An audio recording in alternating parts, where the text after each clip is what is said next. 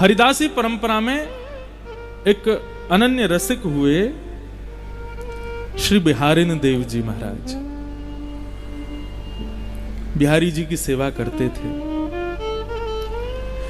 उनकी भी यही अभिलाषा थी जिस पर हम चर्चा कर रहे हैं। वो बिहारी जी का नित्य श्रृंगार करते थे। जब निधिवन राज में बिहारी जी विराजते थे, महाराज बिहारी जी की चर्चा भी बड़ी अद्भुत है। कई चर्चाएं तो ऐसी हैं उनको हम प्रकट में बोल ही नहीं सकते हैं। बिहारी जी के श्री चरणों से नित्य 12 सोने की मोहर प्रकट होती थी एक समय पर। तो श्री बिहारी जी निधिवन राज में विराजते थे और अनन्य रसिक शिरोमणि श्री हरिदास जी के परम कृपा पात्र श्री बिहारिन देव जी उनकी सेवा करते थे। सेवा के प्रति अभिलाषा तो कुछ नहीं होती है, लेकिन फिर भी कभी कभी हम जब अर्चना करते हैं, सेवा करते हैं, तो कोई ना कोई अभिलाषा तो प्रकट होती है। चाहे ठाकुर के प्रत्यक्ष दर्शन की ही हो। हम अपने ठाकुर जी की सेवा करते हैं तो कई बार जानबूझ के सेवा में ऐसी क्रिया करते हैं कि ठाकुर जी ने चिल्ला के कछु बोल दें। एक बार हिंडोला उत्सव हो रहा था घर पे, सोनू साईं भी बैठे थे संग में, तो सब लोग धीरे धीरे झुला के जा रहे थे ठाकुर जी को, धीरे धीरे हौले हौले। क्यों? लाल जी झूला झूल रहे हैं, कहीं इनको श्रम नहीं हो, धीरे धीरे झुलाओ। जब सब झुला करके चले गए, जब मेरे हाथ में रस्सी आई तो मेरे लाल जी, और झुलाते झुलाते जाने क्या हुआ, मैंने जोर जोर से झुलाना शुरू किया। और जैसे ही जोर जोर से झुलाया तो सोनू साईं बगल में बैठे बोले, महाराज जी ने धीरे झुलाओ, ठाकुर जी डर जाएंगे।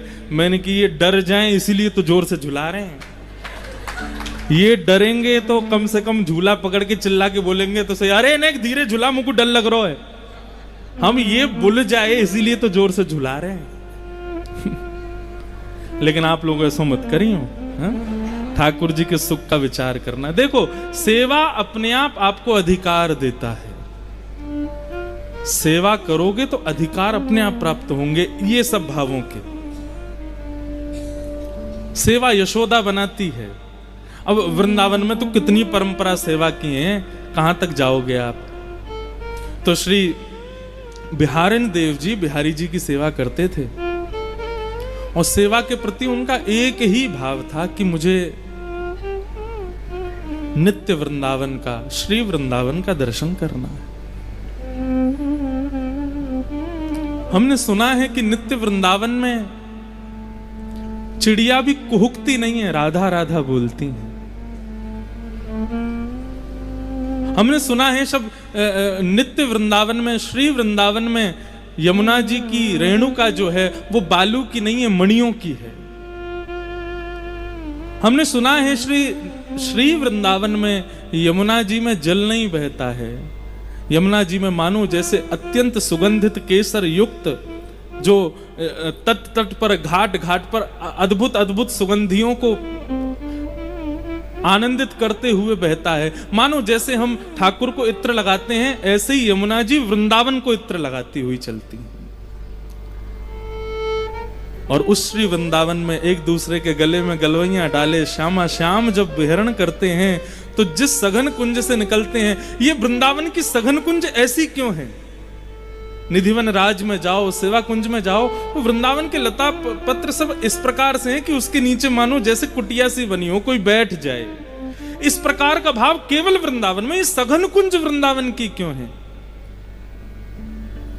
श्यामा श्याम जब विहरण करते हैं, तो जब तेज धूप पड़ती है ना, और रेणुका पर जब श्री किशोरी जी के चरण पड़ते हैं, तब ठाकुर जी अपने मुकुट की छाया करते हैं। कहीं किशोरी जी के चरणों में कहीं धूप का उष्णता उनके चरण को कष्ट ना दे। ठाकुर जी किशोरी जी के चरणों का इतना भाव रखते हैं, लेकिन ठाकुर जी के स्वयं के चरण जल रहे होते हैं। इसलिए क्या करते हैं, बोले सब ऋतुएं सघन कुंजों को जाकर के आज्ञा करती हैं कि ऐसी कुंज बनाओ, ऐसी बेल बनाओ, ऐसा ऐसा भाव रखो कि दोनों श्यामा श्याम जब विचरण करें तो दोनों को श्रम ना हो। ऐसा श्री वृंदावन।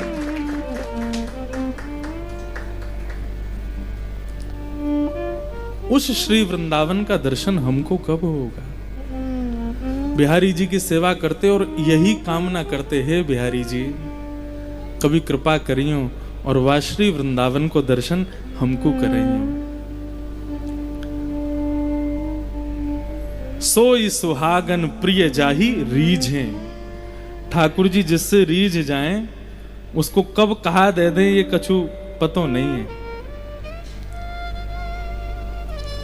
और सोते जगते उठते बैठते सेवा करते हर स्थिति में नाम जप करते बस यही विचार करते श्री वृंदावन का दर्शन हो, श्री वृंदावन का दर्शन हो, श्री वृंदावन का दर्शन हो। एक दिन श्री बिहारिन देव जी प्रातः काल सुबह सुबह भोर में उठ करके यमुना के समीप जाकर के नीम की दातुन तोड़ करके अपने दांत मांज रहे थे। और दांत मांजते मांजते ठाकुर जी के विरह में ओतप्रोत हो गए और ठाकुर जी से, यमुना जी से, रज रानी से, वृंदावन से प्रार्थना करने लगे कि हमें नित्य वृंदावन का दर्शन कराओ। और तभी ठाकुर जी की ऐसी कृपा भई कि देखते ही देखते जो वृंदावन था वो श्री वृंदावन में परिवर्तित होने लगा। वृंदावन के यमुना जी की रेणुका मणियों की होने लगी। दालों पर ऊपर वृक्षों पर बैठे हुए पक्षी कुहुकने की जगह श्री राधा कृष्ण का नाम उच्चारण करने लगे। यमुना जी के जल में मानो सुगंधित प्रकट हो गई हो। कभी ऐसा लगे कि मानो जैसे कदम्ब की खुशबू आ रही है, कभी लगे खस की खुशबू, कभी लगे मोंगरा की खुशबू, अलग अलग भावों की सुंदर खुशबू, सुंदर सुगंधी श्री यमुना जी से प्रकट होने लगी। और श्री बिहारिन देव जी को श्री वृंदावन का दर्शन हुआ और उसके पीछे उन्होंने पद गाया कि कैसा है श्री वृंदावन। बंधुओं, नेत्र बंद करके बिहारिन देव जी के इन शब्दों में उस नित्य वृंदावन का अनुभव करना। हो सकता है आप में से कोई शायद उस नित्य वृंदावन का ही हो जाए, लेकिन हम लोग इतने योग्य नहीं हैं। कल रात्रि यहां से जाने के बाद थोड़ा सा बुखार जैसा हो गया, परंतु रात्रि भर यही चिंतन चला कि कल कुछ कहना है, कल कुछ सुनाना है। तो रसिकों की वाणी सुन रहे थे, रसिकों के भाव जान रहे थे, रसिकाचार्यों को सुनने का प्रयास कर रहे थे। तो वृंदावन का वो अनुभव हो रहा था। तो ये श्री बिहारिन देव जी का भाव कि नित्य वृंदावन कैसा है, श्री वृंदावन कैसा है, क्या गा रहे हैं, बहुत ध्यान से सुनो। बिहरत लाल बिहारिन दो, श्री जमुना जी के तीरे तीरे।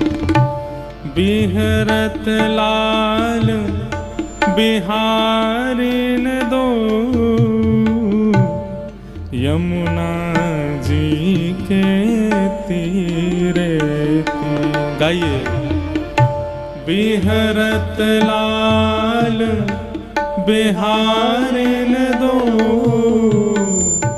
यमुना जी के तीरे तीरे। अद्भुत अखंड मंडल भुव पर, बरभामिनी भुज भीरे भीरे। अद्भुत